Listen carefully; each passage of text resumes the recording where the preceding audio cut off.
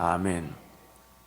예수님께서 무리들을 보시면서 물은 나를 따라오려거든 자기 자신뿐만 아니라 가족과 형제까지도 미워하면서 자기를 부인하고 자기를 십자가를 지고 나를 따라야 된다. 자기를 부인하지 않으면 결코 진정한 삶의 행복이고 자유를 맛볼 그 인생길을 걸어가지 못한다. 그렇게 얘기하면서 비유로 말씀하시기를, 누군가가 건축, 즉 망대를 세우려고 하는데 그 망대를 계산해 보지 않고 따져보지 않고 비용이 얼마 들을지 생각해 보지 않고 계획해 보지 않고 설계해 보지 않고 무작정 삽들고 뛰어나가지고 망대를 공사하는 이가 있겠느냐? 내 삶을 지키고 자녀들 지키고 가정을 지키고 일터를 지키고 우리 교회를 지켜야 되는데, 그래서 그 적군을 물리치러 전쟁을 준비하는 자가 적군이 얼마나 큰지 얼마나 많은지 괜히 전쟁에 뛰어들었다가 몰살당할 일을 시도하겠느냐? 그렇게 지금 비유로 말씀하고 계십니다. 내용을 좀 더 이해를 돕기 위해서 제가 주석의 내용을 좀 소개하면요, 예수님을 따르는 데에는 대가가 따른다. 그것은 재미삼아 하는 드라이브도 아니고 부와 공강에 이르는 척병도 아니다. 예수님 그의 제자들에게 하나님 나라를 약속하셨지만 동시에 그들이 믿음 때문에 어려움과 고난을 당하게 될 것이라고 말씀하셨다. 그는 그를 따르는 무리에게 비현실적인 장밋빛 그림을 보여주시지 않았다. 형세를 관망하고 있는 사람들은 그 비용을 예산해 볼 필요가 있었다. 건축자가 건축 비용을 계산하지 않거나 부정확하게 계산한다면 건축을 중도에 포기할 수도 있다. 성도들에게 비용은 무엇을 의미하는가? 그리스도인들은 사회적 지위나 재물을 상실할 수도 있다. 그들은 자신의 돈이나 시간이나 경력에 대한 통제력을 포기해야 할 수도 있다. 그리스도를 따른다고 해서 걱정에서 해방된 삶을 살 수 있다는 보장이 뒤따르는 것도 아니다. 모든 사람은 그리스도의 제자가 되는데 따르는 비용을 치밀하게 계산해 보아야 한다. 좀 쉽게 설명을 한번 해볼게요. 방금 전에 예수님의 비유를 그대로 옮겨오자면, 여러분 집을 짓는다고 생각해 보세요. 그래서 일단 삽부터 뜨고 시멘트 이기고 벽돌을 대충 이렇게 준비해놓고 쌓아놓고 그래서 막 하면 됩니까? 그렇게 합니까? 제가 초등학교 3학년 때 제 아버님이 이제 목회 부름을 받고 합천 저 해인사 뒤편에 꼴짝이, 지금도 한번 가보고 싶어요. 그때 당시만 해도 정씨마을, 뭐 이씨마을, 박씨 저 건너편에 최씨마을 이렇게 사셨는데 교회는 잡씨들이 살았죠. 그게 안 받아주니까. 근데 이제 어떤 도시 교회에서 예배당은 지어줬어요. 근데 사택이 없는 거예요. 그래서 아버지가 사택을 이제 짓겠다는 거예요. 그 저를 이제 그 도우미로, 소위 말하는 데모도라 그러니까 시다라 그러니까 둘 다 똑같은 말인지 잘 모르겠는데, 그 옆에서 제가 벽돌 여러분 그 구멍 3개짜리 그 장로님 뭐라 그래? 보루꾸라 그러는데 그걸 뭐라 그래? 보루꾸라 하면 됩니까?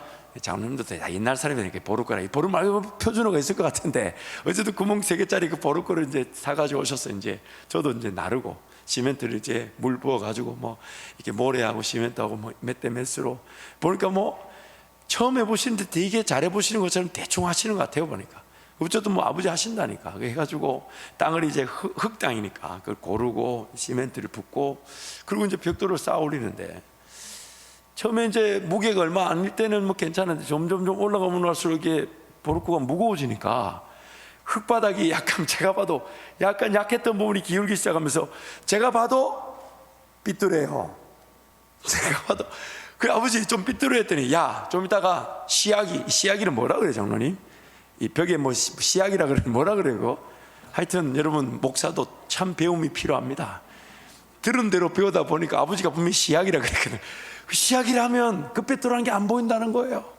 그래서 이제 내가 봐도 근데 좀 불안한데, 근데 뭐 올라가면 올라갈수록 이게 점점 마치 이렇게 뭐 블럭 이렇게 쌓아 올릴 때 보면 왜 삐뚤삐뚤 올라가듯이 뭐 그 정도는 아니지만 내가 봐도 약간 기울었는데, 아버지는 그 밑에가 약한 거를 위로 약간 왼쪽으로 옮기시면서 쌓은 것 같은 그런 느낌이었어요.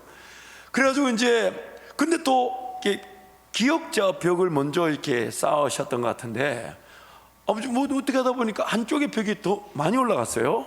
그래서 이게 저쪽과 같이 균형을 맞춰야 될 것 같은데 뭐 이러면서 이제 점심때가 돼서 밥 먹으러 갔다가 왔는데, 한쪽 올라갔던 벽이 무너져 있었어요. 근데 아버지는 뭐 다시 주워서 하면 된다 하지만 저는 또 시멘트 이기고 또 벽돌 그걸 들을 생각하니까 처음부터 좀 잘하지, 그런 생각을 이제서 했지. 그때는 언감생심 했다가는 크게 맞을 판이었기 때문에. 왜냐면 아버지 분위기가 안 좋았어요. 열심히 했는데 이게 무너졌으니까. 근데 여러분, 주님이 지금 얘기를 하시는 거거든요. 자기 집을 지을 때 먼저 뭘부터 해야 되냐면 설계부터 한다는 겁니다. 비용을 따져본다는 거예요. 과연 그림을 어떻게 그려야 될지, 또 그 그림에 따라서 여긴 이렇게 돈이 들어가, 여긴 이렇게 돈이 들어가니까 비용이 이 정도 들겠구나, 그거 계산 안 해보고 건축하는 사람이 과연 그 준공이 되겠냐, 이 말을 하는 거예요. 전쟁도 마찬가지예요. 내가 내 가정을 지켜야 되지만은 적군의 수를 헤아려보고 그 무기력이나 군사력이나, 그래서 만약에 안 되면 무식하게 나가서 싸울 일이 아니라 용서를 구하고 화친을 청해야 될 일이지. 근데 그거를 따져보지 않고 삶의 현장에 그 건축을 설계도 안 하고 뛰어들고, 또한 내가 못 이길 싸움인데 그걸 그냥 덤벼들어가지고 비참하게 당하는 일이 인생에서 일어난다는 겁니다. 안타까운 일이죠. 인생은 태어날 때부터 하나님의 설계도라는 게 있었는데, 근데 우리는 자꾸만 그 설계도를 배우고 알려고 하지 않고 건물 지어야 되니까 일단 곡괭이부터 들고 나가서 막 팝니다. 뭘 짓냐 물어보면 일단 팝니다. 왜 하냐면 일단 팝니다. 뭘 보고 설계도를 가지고 계신 분한테 들어야 되는데 안 듣고 사는데 너무 익숙합니다. 우리가 구원을 받은 것도 다시 태어났다는 말을 쓰는 것은 배우라는 겁니다. 들으라는 겁니다. 인생에 설계도라는 게 있다는 거예요. 그걸 듣고 거기에 따라 순종해야 되는데 일단 살고 보자. 그러니까 늘 인생이 규모를 논하거나 질서를 논하거나 크기를 논할 수 없는 주먹구구식으로 사라지더라는 겁니다. 주먹구구식으로. 나중에는 곡괭이질 하다 보니까 누가 와가지고 여기 네 땅 아니야? 어디야? 저기야. 이런 경우도 있지 않을까요? 오늘 하나님께서 우리를 지으셨습니다. 근데 우리는 우리 인생길을 모릅니다. 어떤 인생을 살지 10년, 20년, 30년, 40년, 50년, 60년, 90년, 100년, 이제 120년으로 늘어났다 그래요. 그러면 그 인생길을 나는 몰라요. 그러면 하나님은 어떻게 하시길 원하실까? 그래서 하나님을 알아라고 얘기하시는 거예요. 하나님을 알면 나를 발견하게 되고 내 인생길 그 하나님의 설계대로 차근차근히 기초를 다질 건 기초를 다지고, 세울 건 세우고, 다듬을 건 다듬고, 정리할 건 정리하고, 갖출 건 갖추고, 장비를 달고. 집은 지어지도 않은데 자기 혼자 저 가가지고 인테리어 뭐 할 건지 등 사고 막. 근데 나중에 보니까 지금 이거 등 살 때가 아닌데 벽돌 사야 될 텐데 등만 잔뜩 사다 놨어. 나는 이번에 싱크대를 이렇게 할 거야. 집은 지금 다 세워지도 않는데 혼자서 막 싱크대며 칼하며 주방 장비 맡은 사람인데 그 돈 다 쓰느라고 지금 벽을 못 세우고 집이 안 됐어요. 그래가지고 또 창고비를 또 만들어가지고 또 창고를 만들어가지고 돈 주고 창고 빌려가지고 그 엉뚱하게 일찍 잘못 산 거 그거 보관하라고 인생을 또 허비하게 되는. 하나님은 지금 우리 인생의 설계자가 되셔서 인생이 계획한 것이 이루어지고, 이루어졌을 때 더 놀라운 꿈을 위한 계획을 또 설계하시고 또 그 길을 걸어가자 하시고, 그것이 바로 우리 인생인데 우리는 자꾸 안 배우려고 하고 덮어놓고 배우려고 하고 덮어놓고 믿으려고 하고, 그러다 보니까 언제 기도하러 오냐면 도깨비 방망이 필요할 때, 당장 힘들고 죽을 것 같고 어려울 때, 그때가 아니면 기도가 안 살아나요. 평상시에 주님의 음성을 들으며 그분이 나에게 말씀하시고 나도 듣고 그리고 배우면서, 그래서 믿음이 자라고 또 순종의 길을 걸어가고 그렇게 동행하는 건데 자꾸 안 배우려고 하고 어려울 때만 자꾸 도끼 뚝딱 해결해 달라고 채워달라고 도와달라고. 그래서 응답이 잘 안 되면 나한테는 하나님 안 살아계신 것 같다. 그렇게 인생을 살 위기가 있다는 것입니다. 사랑하는 성도 여러분, 오늘 우리는 가르쳐 지키게 할 예수님의 제자로 거듭났고, 또한 저와 여러분은 가르쳐 지키는 것으로 성장하게 되는 것입니다. 또한 우리의 가르침을 통해 누군가도 예수님을 배우고 그도 가르쳐 지키는 제자로 살아가게 되는 것입니다. 그래서 첫 번째로 구원에 대해서 깊이 묵상하며 연구하며 배워야 합니다. 구원에 대해서 깊이 묵상하고 연구하며 배워야 합니다. 예수 그리스도의 사랑의 깊이가 어떠한지, 넓이가 어떠한지, 그 길이가 어떠한지 그것을 알고 그것을 깨닫고 그것을 누리라고 말씀합니다. 하나님께서 베푸신 구원이 이미 완성되었다면, 예수님이 십자가에 달려 죽으실 때에 다 이루었다. 그럼 도대체 뭐가 다 이루어진 걸까요? 근데 그 예수님은 다 이루었다는데 우리는 아직도 안 이루어진 것처럼 뭔가 이루기 위해 몸부림치고 있다면 어리석은 거 아닐까요?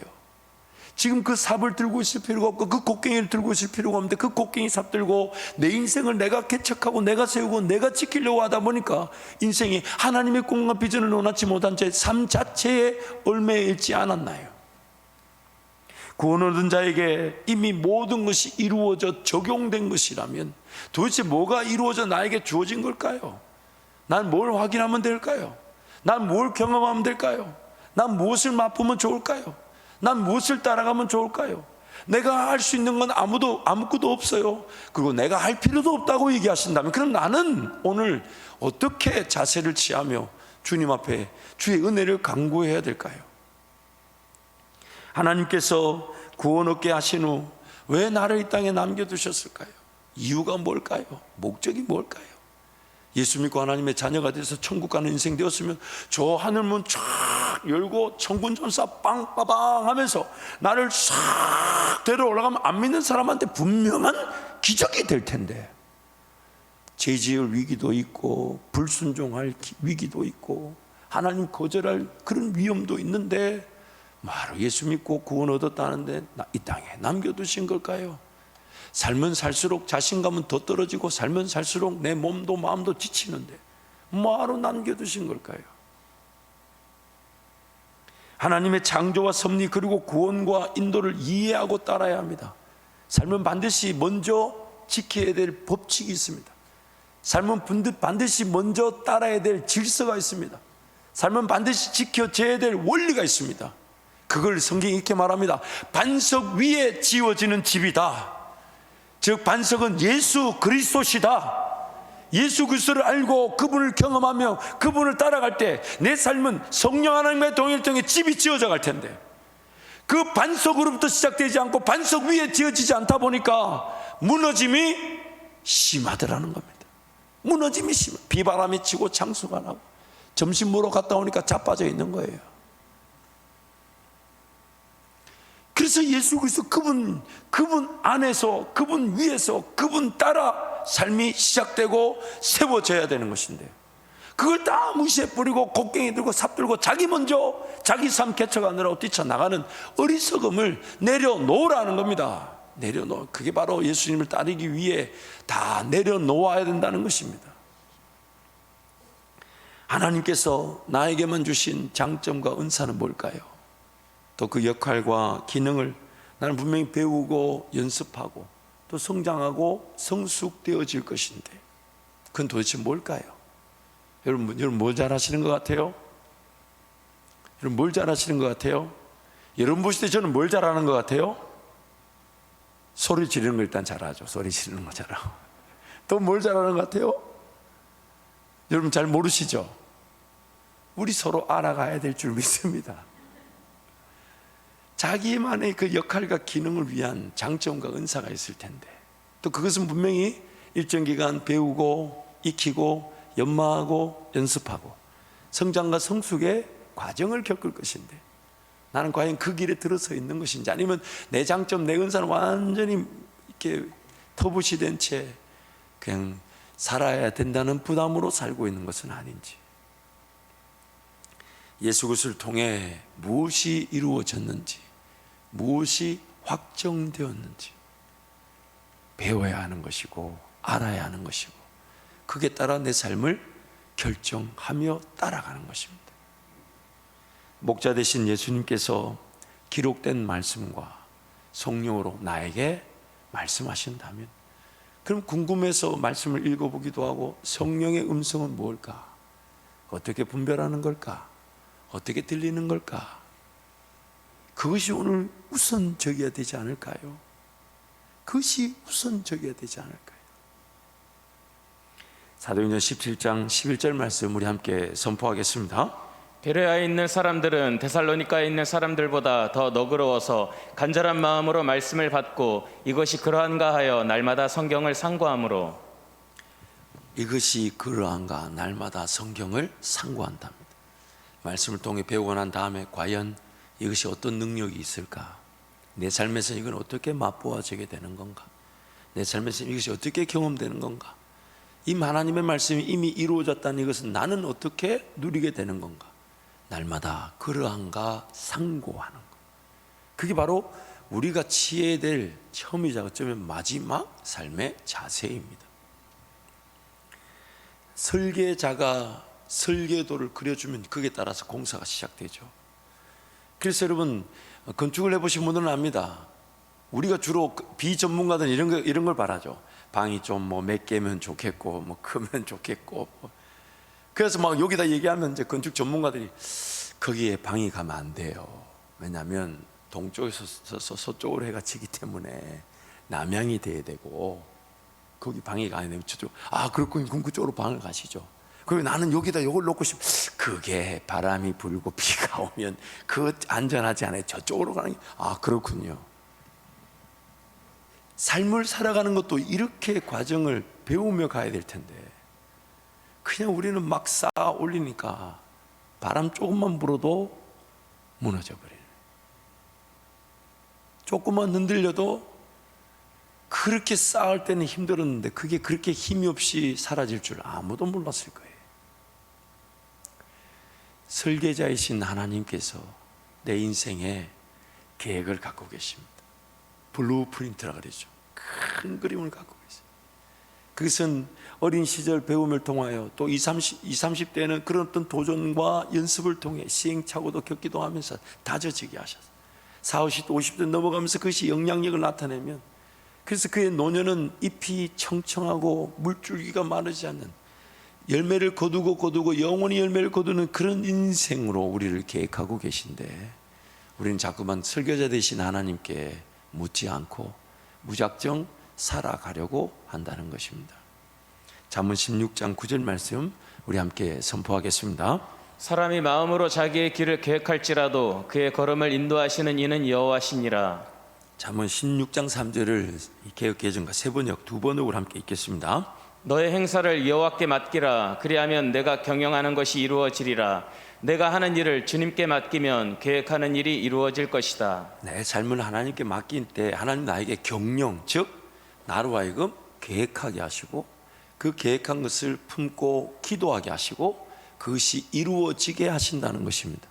그래서 빌립보서 2장 말씀에 뭐라고 얘기하냐면, 일을 행하시는 여호와는 너희 마음에 손을 두고 그 일을 이루신다는 거예요. 이 계획이라는 것이 왜 필요하냐면, 우리는 인생에 한계가 있다 보니까 좀 더 큰 열매, 큰 성취를 보기 위해서는 하루 이틀 혹은 1년 안에 일이 되어서 큰 열매를 보는 경우는 없습니다. 하나님은 큰 영광을 받기를 원하시니, 물론 순간순간의 열매가 큰 그 목적지를 향하는 디딤돌이 되게 하시겠지만, 하나님은 우리 인생의 큰 그림을 가지고 계획하세요. 실질적으로 그가 쓰임을 받을 때에 정말 그 열매는 수많은 영혼들에게 영향력을 끼치고 하나님 그분의 나라와 그 통치와 다스리심을 드러내는 기회가 되게 하실 텐데, 그래서 하나님은 우리의 연약함, 즉 피조되어진 창조함을 받은 우리가 하나님의 큰 영광을 위해 그 인생의 시간들이 훈련과 단련의 기회들, 깨끗해지는 기회들, 음성을 식별할 줄 알고 들을 줄 알고 따를 줄 아는 기회들, 그래서 계획을 원하시는 거예요. 당장에 뛰어들어 먹고 마시고 입는 것 때문에 직장을 잡는 게 아니에요. 당장에 내 죽을 것 같아서 그냥 일을 뭐라도 찾아가는 게 아니에요. 그 열심과 그 노력으로 하나님 앞에 머물러서, 하나님 내가 무엇을 결정할까요? 어떤 길을 선택할까요? 또한 그 길을 어떻게 걸어갈까요? 지금 제대로 걸어가는 거 맞나요? 제대로 가는 거 맞나요? 이게 하나님이 지금 나와 동행하시며 나에게 하나님을 보여주시고 하나님을 맛보는 기회가 되게 하시고, 하나님 그분이 보지 못한 걸 보게 하시고, 또한 그 길을 걸어갈 힘을 주시고, 그 일이 감당되게 하여 열매를 맺게 하실 때 우리가 하는 말이 뭐냐면, 이건 내가 한 게 아니라 내 인생을 지으시고 내 인생을 인생답게 하신 하나님이 계획하시고 이루신 일이라고. 다른 말로 내가 사는 게 아니라 내 안에 예수께서 사시는 것이라고. 그래서 자기를 부인하라고 당부하시는 거예요. 삽들고 뛰어나가지 말고 인생이라는 건축물을 세우기 위해서 비용도 따져보고 계획도 세워보고, 그러나 그 설계자 되신 하나님을 의지하라는 겁니다. 그게 지금 우리가 나를 부인하고 주님을 따르는 방법이라는 거예요. 전도서 9장 10절 말씀 세 번역으로 우리 함께 읽도록 하겠습니다. 내가 어떤 일을 하든지 내 힘을 다해서 하여라. 내가 들어갈 무덤 속에는 일도 계획도 지식도 지혜도 없다. 내 삶에 하나님의 꿈이 없다, 비전이 모른다, 또 하나님과 함께 동행하며 계획하지 않는다, 그래서 지혜와 지식이 없다, 살아있으나 죽은 것일 수 있습니다. 살아있으나 죽은 것일 수 있습니다. 하나님 나에게 내 인생의 영광받을 계획이 없으시겠습니까? 하나님 내 삶을 통해 하나님이 기뻐하실 그 일이 없으시겠습니까? 분명히 있을 겁니다. 근데 그것에 지금 관심이 없고 그 하나님과 동행하며 인생을 계획하지 않는다는 것은 내 인생은 살아있지만 죽은 것, 가치가 없다는 거예요. 하나님과 동행하지 않는 인생 자체가 가치가 없는 거죠. 그래서 지금 전도서에서 그렇게 말하는 거예요. 무덤 안에는 일을 계획하거나 지혜나 지식을 필요로 할 일이 없다는 거예요. 하나님의 지혜를 사모함이 없고 하나님의 지식에 대해 관심이 없고 하나님의 꿈과 비전에 관심이 없으면 나는 무덤 안에 있는 걸까요? 무덤 바깥에 있는 걸까요?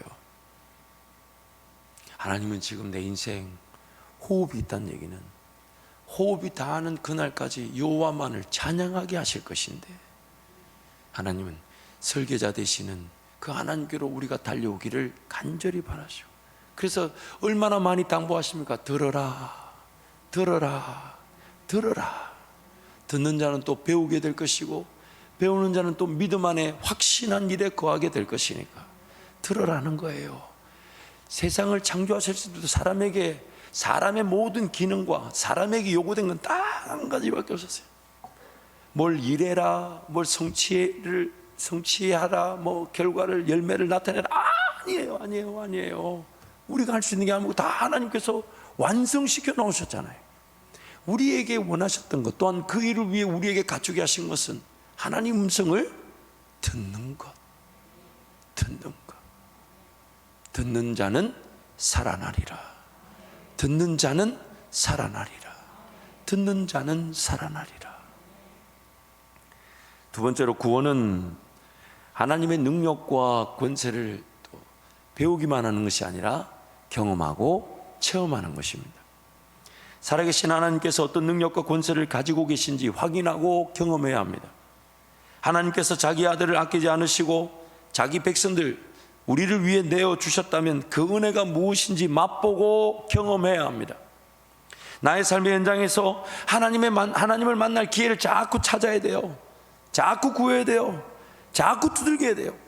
어떻게 하면 하나님을 만날까? 이 방법일까? 이 길일까? 이 사람과의 관계일까? 저걸까? 저런 아이디어일까? 저런 계획일까? 자꾸 두들겨보는 거예요. 하나님, 나는 하나님 어떻게 만나게 됩니까? 하나님 어떻게 경험하게 됩니까? 이거 일입니까? 저 방법입니까? 이 욕입니까? 저깁니까? 인생은 하나님을 만나기 위해 창조되었고 경험이 결국 하나님을 더 깊이 알아가게 만들 것이기 때문에 하나님께서 어떤 꿈과 비전을 가지게 하시고 또 그것을 위해 인내하며 기도하게 하실지 또 묻고 의지해야 됩니다. 하나님은 무엇을 계획하게 하실까? 인내하며 기도하게 하실 텐데, 또 오실 텐데, 또 오실 텐데. 그러면서 인생을 자꾸 하나님께 맡기는 거죠.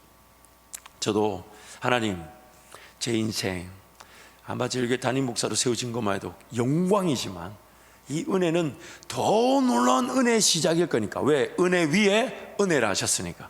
하나님, 저는 한밭제일교회에서의 담임 목사 역할이 끝나면 뭐 해야 됩니까? 다 이렇게 기도하는데 어느 날 좋은 기도 제목이 하나 깨달아졌어요. 한번 들어보세요. 얼마나 좋은지. 따라 하셔도 괜찮아요. 내 거라고 주장하지 않겠습니다. 뭐 밥만 한 그릇 사주시면 좋겠어요. 이런 거예요. 하나님, 저도 한밭제일교회 담임 목사로 쓰임 받는 건 이건 하나님의 분명한 은혜고, 여기서 쓰임 받는 건 영광이지만 또한 여기서도 하나님 저에게 그 영향력과 가치가 성숙하고 성장되게 하실 거고, 저를 또 빚어가실 거니까 지금 현재 이 한밭제일교회 우리 성도들을 사랑하고 교회를 사랑하며 헌신한 일에 전력 질주하게 하시되, 지금 이 제가 사랑하고 헌신하고 수고한 이것이 나중에 제 한밭제일교회 담임 목사 이후에 하나님이 영광 받으실 때 기반이 된다 하셨으니까 열심을 다해 살게 하시되, 제 에너지의 80%는 이 현재 감당할 일에 쏟아붓게 하시고 20%는 이후에 제가 걸어갈 길에 꿈을 위한 배움의 기회를 주시고 하나님이 더 크게 영광을 받으실 일 위해 준비되는 지혜를 깨닫게 하여 주옵소서. 제가 그 기도 제목을 발견하니까 속이 시원하더라고요. 걱정을 안 해도 이게 그렇구나. 비록 지금 내가 한밭제일교회 담임 목사 이후의 길이 어떤 길일지 모른다 해도 하나님께 은혜를 구하면서 현재 최선을 다하나 내 미래를 위해 배우고 또한 그 지혜와 지식을 발견하는 일에 하나님을 구한다면 하나님 반드시 깨닫게 해 주시구나. 기대하시라. 개봉 박두. 비단 저의 기도 제목이 아닌 우리의 기도 제목이어야 합니다. 우리 모두가 마찬가지예요. 물론 직장 생활에서 일정 기간 정년이라는 제도가 있고 또 은퇴해야 되지만 그것은 그 직장에서의 정한 연령이지, 내 인생은 내 숨이 붙어있는 그날까지 하나님을 예배하기 위한 것인데, 그럼 직장 정년이니까 교회도 같이 정년인가요? 아니지 않습니까? 그냥 살기 위해 사는 존재가 아니에요. 건강을 위해 사는 존재가 아니에요. 건강해야 합니다. 그러나 건강이 삶의 목적일 수가 없습니다. 하나님 분명히 내 인생이 남겨진 시간 동안 영광을 받으실 것인데, 그럼 그 일이 무엇일까? 물론 그 기본적인 것은 예배자와 기도자로 살아가는 것이겠지만, 중요한 것은 그 예배자와 기도자의 그 교회 공동체와 그 예배자의 삶은 하나님을 경험하는 그 감격의 예배를 드리기 때문에 예배하지 않으면 안 되는 겁니다. 예배 자체가 목적이라기보다는 예배하지 않으면 안 되는 하나님을 만나 외쳐 부르며 하나님을 찾을 수밖에 없는 게 예배자예요. 그런데 하나님은 더 깊은 임재와 말씀으로 우리를 새롭게 하시니까 또 삶을 살아가면서 하나님을 더 경험할 기대를 가치를 안고 예배 자리에서 삶을 향해 출발하는 거예요. 지난 일주일 동안 하나님 내 삶에 베푸신 은혜에 감사함으로 예배를 드리고, 그런데 하나님은 더 큰 은혜를 주셔서 또 살아갈 삶의 자리에서 얼마나 하나님을 경험하게 하실지, 얼마나 하나님을 누리게 하실지, 얼마나 하나님을 맛보게 하실지. 그래서 다음 주 예배는 그 감사와 감격을 가지고 예배하러 안 오면 안 되는, 코로나 이거 개의치 않는 거예요. 날씨 춥다 신경 쓰지 않는 거예요. 나에게 베푸신 하나님의 은혜와 능력이 지극히 감당하기 어려울 만큼의 감격과 감사인데, 그래서 예배하러 달려 나오는 것입니다. 그걸 몰라서 그냥 억지로 끌려 나오는 인생의 때가 있었다 해도 궁극적인 예배의 목적은 하나님 은혜를 만끽하고 누리고 경험하여서 그 하나님을 내가 감사로 찬양하지 않으면 안 되는 거, 더 놀라운 은혜를 기도하지 않으면 안 되는 게 우리의 예배고 우리의 인생인 것입니다. 안 된다, 어렵다, 힘들다는 세상, 그럴 때일수록 우리가 할 말이 있습니다. 하나님 우리와 함께 하시니까 됩니다. 하나님 우리와 함께 하시니까 반드시 이루어집니다. 불가능을 가능케 하실 하나님, 닫힌 문을 열어주실 하나님, 없는 길조차도 길을 창조하신 분이 우리 하나님이시니까 그 하나님과 함께 동행하는 인생을 하나님께 맡기는 그 은혜가 우리 앞에 펼쳐지게 되는 것입니다. 하나님의 은혜, 능력과 권세로 살아왔고 앞으로도 그 능력과 권세로 살아가게 될 것입니다. 그렇기 때문에 더욱 신뢰하며 하나님을 기다려야 합니다. 그래서 여러분, 음성을 듣는다는 것은 내 계획과 내 생각대로 먼저 걸어가지 않겠다는 것입니다. 당장의 삶이 포기되어지는 듯 보여도 주님 뜻을 묻기 위해 인내하는 기도자를 하나님 망하게 하지 않으십니다. 굶어 죽지 않습니다. 물론 일정 기간 금식이 있을 수는 있습니다. 그래서 여러분, 자발적으로 금식하면 어쩔 수 없는 금식을 피하게 됩니다. 아멘 하는 자들을 만나게 하겠다는 겁니까? 생각해보세요. 여러분, 하나님 음성도 안 들리고 하나님 뜻인지 아닌지도 잘 모르고 과연 이 길이 하나님이 원하시는 길인지 그것도 모르면서 새끼밥 꾸벅꾸벅 드러나는 게 사람이라고 볼 수 있겠습니까? 그래놓고 또 살쪘다고 또 뺀다고 또 혼자 뛰댕겨요. 그 시간에 기도하고 그 시간에 하나님과 동행하며 복음 전해야 되는데 자기가 먹고 자기가 자기 살 빼느라고 인생을 허비하는 안타까움이 우리 주변에 지금 일어나고 있지 않습니까? 아닌 것처럼 앉아 계시지 마세요. 몸으로 다 보여주고 계세요. 사랑하는 성도 여러분, 하나님을 기다리는 것이 인생의 행복입니다. 무엇을 기다리냐면 그분이 설계도를 가지고 계신다는 거예요. 내 인생의 계획을 가지고 계신다는 거예요. 그리고 그 계획이 이미 시작되었다면 그것이 감당될 힘을 주시기 때문에 기다리는 것이고, 걸어갈 믿음을 주실 거니까 기다리는 것이고, 어떻게 감당해야 할 지혜와 지식을 주실 거니까 기다리는 거. 그게 바로 우리 인생이고 앞서가시는 주님을 따르는 양들인 것입니다. 하나님을 경험하기 위해 창조되었고 또한 구원, 즉 재창조되었습니다. 하나님을 맛보기 위해 살아가는 것이며 하나님을 경험하는 것으로 하나님을 더 알아가게 되는 것입니다. 그러므로 세 번째, 지식 없는 경험도 위험하지만 경험 없는 지식은 더 불행합니다. 지식 없는 경험도 위험하지만 경험 없는 지식은 더 불행합니다. 지식이 없는 경험은 사람을 괴롭힙니다. 하나님을 알지 못하니까 자꾸만 경험만 추구하다 보니까 어디서 안수해서 기적 준다니까 거기 가고, 짧은 시간 안에 뭐 말씀을 통달시킨다니까 이단인 줄 모르고 거기 빠지는 겁니다. 지식 없는 경험이 사람을 위험에 빠뜨리고 괴롭히는 것입니다. 건강하거나 결코 오래 지속될 수 없습니다. 마치 믿음은 없는데 행하고자 합니다. 하나님이 선물로 주신 믿음이 아닌데 뭔가 행하고자 삶을 덤벼드니 그 행함은 반드시 지치게 돼 있고 오래 갈 수가 없습니다. 넘어지고 쓰러지게 됩니다. 또한 경험 없는 지식은 능력 없는 신앙과 같습니다.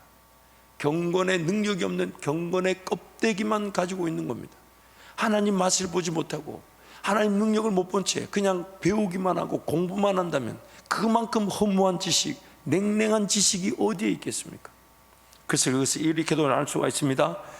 지식이 없는 경험은 말씀이 없는 기도라고 볼 수 있습니다.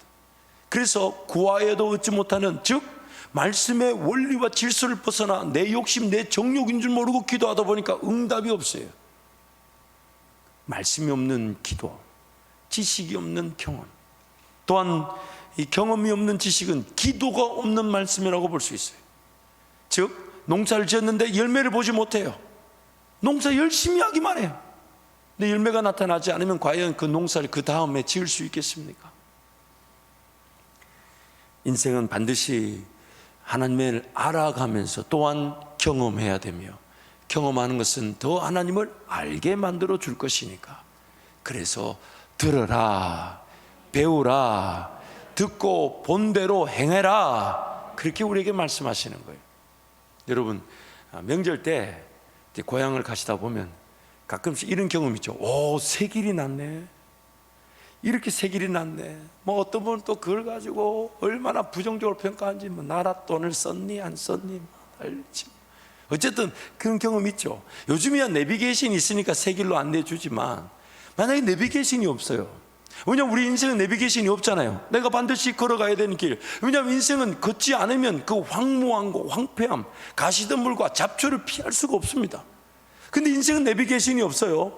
그러다 보니까 안 걸어갈 수도 없고 걸어가는데, 누군가는 짧은 길, 시간을 아끼고 에너지를 아끼고 삶을 아끼고 그 시간에 하나님을 기뻐하고 즐거워하며 하나님께 쓰임받는 그 길을 알고 걸어가는데, 누구는 그 길을 몰라가지고 비비 돌고 다니고, 터널이 뚫렸는데 저 산 위로 기름 쓰고 돈 쓰고 시간 쓰고 인생은 낭비하고, 심지어 길도 없는데 자기 혼자 곡괭이 들고 길 만들어가면서 걸어간다면, 이미 길이 나 있는데 그 길을 알려고 하지 않고 그냥 자기 시선에 볼 때는 길이 없어 보이니까 곡괭이 들고 길 만들어서 한 걸음 한 걸음 한 걸음 열심히 살죠. 부지런히 살죠. 근데 그걸로는 안 된다는 거예요.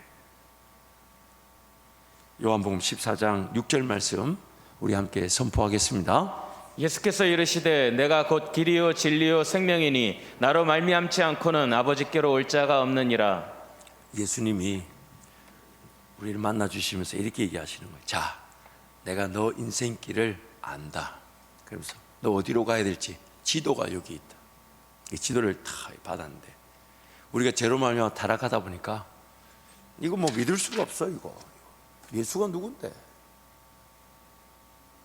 그러고 살았어요. 왜 거기서 좌회전해야 되는데? 왜 거기서 우회전해야 되는데? 왜 거기서 유턴해야 되는데?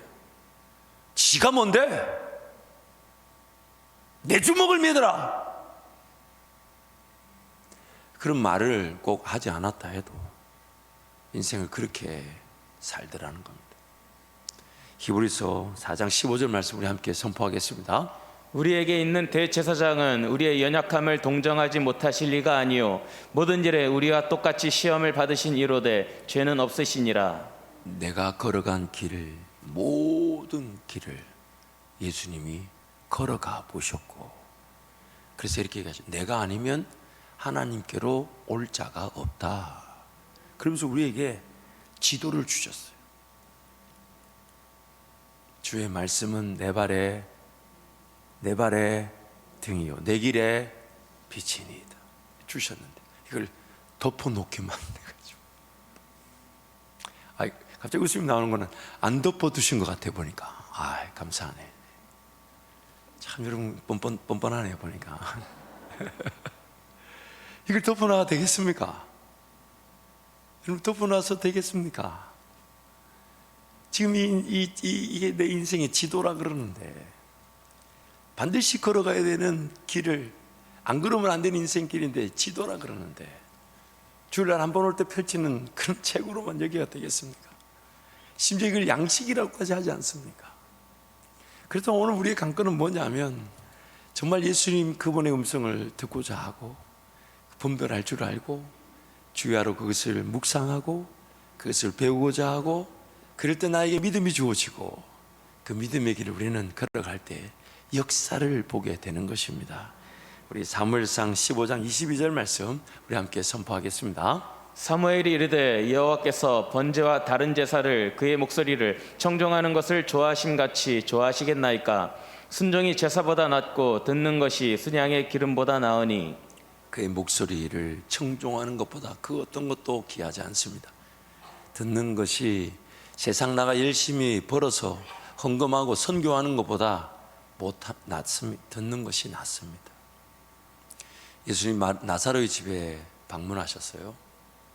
그러니까 그 언니 마르다가 분주하게 예수님 대접하려고 막 음식을 만드는데 동생 마리아는 예수님의 발 앞에 앉아서 예수님 음성만 듣고 있으니까 마르다가 뿔이 나가지고, 아니 저기 지금 나를 도와야지 뭐 하는 거냐고 가서 예수님께 한마디 합니다. 예수님 지금 잔치를 준비해야 되는데 저기 지금 나를 돕지 않고 예수님 앞에 그만 앉아가지고 무슨 일입니까? 예수님이 뭐라고 얘기하십니까? 마르다야 마르다야, 네가 여러 가지 일로 분주하나 마리아는 더 좋은 편을 택했다. 세상 나가 열심히 사는 것도 그것도 하나님 은혜가 필요합니다. 또한 그 가운데서 하나님께서 복을 주시면 또 더 많이 베풀고 나누고 섬기게 될 것입니다. 그런데 예수님은 그렇게 분주하고 바빠서 음성에 관심 없고 음성을 듣지 않은 채, 그리고 열심히 살아서 뭔가 열매를, 뭐 좋은 잔치 예물을, 뭔가 헌물을, 그거를 기대하시는 분이 아니에요. 지금 예수님하고 눈하고 다 눈을 마주치면서 예수님 음성을 듣고자 하고, 나도 그게 반응해서 고백할 줄 알고, 그게 나 예수님 느껴지니까 감사하고 찬양하고. 근데 예수님은 푸른 초장으로 내 인생을 인도하시듯 일용할 양식을 먹여주시면서 내 인생을 걸어가게 하시니까 내가 가는 것은 더 예수님과 시선을 맞추고 더 예수님 음성을 듣고자 하고 더 예수님 음성에 나도 반응하여 감사하고 찬양하고자 하고 예배하고자 할 때, 그러다가 우리는 진짜 예수님을 얼굴 대 얼굴로 만나게 되는 것이죠. 그러므로 오늘 우리 하나님은 자꾸 우리를 들으라고 말씀하시죠. 들으러 오라고, 배우라고. 예수 그리스도를 아는 지식에까지 자랄지라. 그렇게 말씀하시고, 신명기 5장 1절 말씀 우리 함께 선포하겠습니다. 모세가 온 이스라엘을 불러 그들에게 이르되 이스라엘아, 오늘 내가 너희의 귀에 말하는 규례와 법도를 듣고 그것을 배우며 지켜 행하라. 규례와 법도를 듣고 배우며 그것을 지켜 행하라. 마태복음 11장 29절 함께 선포합니다. 나는 마음이 온유하고 겸손하니 나의 멍에를 메고 내게 배우라. 그리하면 너희 마음이 쉼을 얻으리니. 내게 배우라. 그러면 우리가 쉬게 된답니다. 왜 삶이 힘든 줄 아십니까? 예수님의 지혜가 없어서 그렇습니다. 예수님이 일을 하시면 1시간 만에 할 건데 그 지혜가 없다 보니까 1000년이 걸려도 안 되는 일이 있습니다. 기억하십시오. 주께는 1000년이 하루 같고 하루가 1000년 같다는 것을 잊지 마십시오. 그러므로 오늘 우리는 예수님의 지혜를 구하고 예수님의 방법을 구하면 뭐라고 약속하시냐면, 꾸짖지 아니하시고 후히 주시는 그분이 우리에게 가르쳐 주신다고 약속해 두셨습니다. 빌립보서 4장 9절 말씀도 함께 선포하겠습니다. 너희는 내게 배우고 받고 듣고 본바를 행하라. 그리하면 평강의 하나님이 너희와 함께 계시리라. 배우고 받고 듣고 본바를 행하라. 따라하실까요? 배우고 받고 듣고 본바를 행하라. 그리하면 평강의 하나님이 우리와 함께 하십니다. 청교도 신학자 리차드 스틸이라는 분이 그리스도인의 경제윤리에서 이런 글을 소개합니다. 하나님은 지혜로운 사람에게 삶의 번영과 행복을 허락하신다. 대부분의 직업 활동에는 사려 깊은 생각과 근면한 손 두 가지가 모두 다 필요하지만 전자, 사려 깊은 생각이 후자, 근면한 손보다 성공을 가져오는 경우가 더 많다. 삶을 미리 계산해보고 따져보고 계획해보고 준비해서 걸어가는 것이, 물론 근면해야 됩니다. 성실해야 됩니다. 부지런해야 됩니다. 그러나 순서는 모르는 길을 최선을 다해 걸어갈 게 아니라 내 길을 아시는 하나님 앞에 묻는 거죠. 나에게 이미 허락하신 게 뭐며, 내가 지켜야 될 질서가 뭐며, 내가 따라야 될 법칙이 뭐며, 이미 나에게 주어진 게 뭔지 그것을 따져보고 그것을 생각해보고 그것을 확인해보고 그것대로 이제 최선을 다해 걸어갈 때 걸어가는 길도 행복합니다. 자유하듯 달려갈 겁니다. 성령의 능력으로 갈 겁니다. 성령의 인도하심에 기쁘 춤을 추며 걸어가게 될 것입니다. 그때 내가 계획한 것이 아닙니다. 내가 산 것이 아닙니다. 예수님이 나를 도와주신 것이라고 그렇게 고백하게 되는 것입니다. 말씀을 정리하겠습니다. 40년의 광야 생활이 끝난 다음 하나님 모세를 찾아와 주셨습니다. 모세는 분명히 40년 전에 애굽의 왕자였다 할지라도 이스라엘 백성들을 구원해야 된다는 그 사명을 분명히 알고 있었습니다. 그래서 애굽의 그 군사를 쳐 죽일 때에도, 자기 동족을 구원할 때에도 하나님께서 자기의 손을 통해 이 유대 민족 이스라엘을 건져내실 것을 자기 백성들이 알아줄 것으로 착각했었습니다. 그러나 그 동족들이 그것을 전혀 이해하지 못하고 오히려 애굽의 군사를 죽인 것으로 광야 40년의 시간을 보냈습니다. 40년이 지난 다음 하나님께서 모세를 만나 주실 때에 그에게 보여주셨던 장면은 가시떨기, 불이 닿기만 해도 타닥타닥거리며 금방 타버릴 가시떨기에 불이 붙었지만 그 가시떨기 떨기나무가 타지 않더라는 것. 내 인생을 내가 태워 내 삶을 살아가는 게 인생의 방향이나 목적이 아닙니다. 내 인생은 건강하게 하나님을 예배하면 성령의 불이 임하면 나를 태우고 내 열심을 태우고 내 노력을 태우는 것이 아니라 성령의 불로 그 세상의 빛의 역할을 감당하는 것이, 그 장면을 모세에게 보여주시면서 딱 한 가지만 말씀하셨어요. 한 가지 요구하셨어요. 그게 뭐냐면 네가 선 곳은 거룩한 땅이니 내 발에 신을 벗어라. 하나님 기다리지 못한 채 그만 쫓아다니라는 거예요. 하나님 앞에서 그 계획하시는 하나님, 지혜를 주시는 하나님, 인도하시는 하나님, 그 하나님을 기다리지 않은 채 신발 신고 막 돌아다니지 말라는 겁니다. 신발 벗고 하나님 앞에 인내하며 예배하라는 거예요. 하나님을 기다리라는 겁니다. 그랬더니 하나님이 80세의 모세가 이스라엘 땅에서 이스라엘 백성들을 애굽에서 건져내는 지도자가 되게 하시고, 그 모세가 40년을 더 쓰임 받으면서 하나님 앞에 하나님과 동행하는 사명의 길을 걸어갈 수 있었습니다. 사랑하는 성도 여러분, 연말 연시 이제 한 주 남았죠. 송구영신 예배가 안전하고 건강할 수 있도록 여러분 자리에서 코로나 동선을 아껴가면서 미팅이나 만남을 자제하면서 또한 성찬을 준비하는 마음으로 예배를 사모하고 준비해 주십시오. 그리고 무엇보다도 하나님을 알아가야 합니다. 하나님을 배워야 합니다. 이미 나에게 주신 은혜가 뭔지를 깨달아야 합니다. 그것을 토대로 결정하고, 그것을 토대로 시작하고, 그것을 토대로 인생을 걸어가야 하는 것입니다. 그럴 때에 하나님 반드시 그 설계자 하나님께서 우리에게 마음의 소원으로 계획하게 하시고, 인내하며 품게 하시고, 견디게 하시고, 참게 하셔서 그 놀라운 우리 삶이 풍성한 열매를 맺는 은혜 자리에 우리 모두 이르게 하실 것입니다. 그래서 2022년 교회의 말씀과 표를 우리 함께 선포하도록 하겠습니다. 함께 선포합니다. 하나님의 말씀과 기도로 거룩하여 짐이라. 내가 이것으로 형제를 깨우치면 그리스도 예수의 좋은 일꾼이 되어 믿음의 말씀과 내가 따르는 좋은 교훈으로 양육을 받으리라. 말씀과 기도로 양육을 받으리라. 아멘. 이 시간 한번 동서로 같이 기도하겠습니다. 하나님은 우리에게 들려주시기 위해 우리를 창조하셨어요. 그러나 죄로 말미암아 우리가 듣고자 하지 않습니다. 다친 귀, 다친 눈, 다친 마음의 상태로 살아가려고 합니다. 그래서 배우려고 하지 않았습니다. 무조건 그냥 살아야 된다고 생각하고 곡괭이부터 들었습니다. 삽부터 들었습니다. 어떤 건물이 어떻게 세워질지 모른 채 일단 살아야 된다고 시도했던, 그러나 삶이 결코 완공되지도 준공되지도 않더라는 것입니다. 그러면 이 시간 기도할 때 하나님 음성을 사모하게 하여 주시고, 음성을 듣게 하여 주시고, 배우게 하여 주십시오. 그리고 배우고 듣고 본대로 행할 수 있도록, 순종이 제사보다 낫고 듣는 것이 수장의 수많은 양들의 제사 희생 제물보다 낫다 하셨사오니 주의 음성 앞에 귀를 기울이며 듣게 하여 주옵소서. 주님 잡고 함께 기도합니다. 주여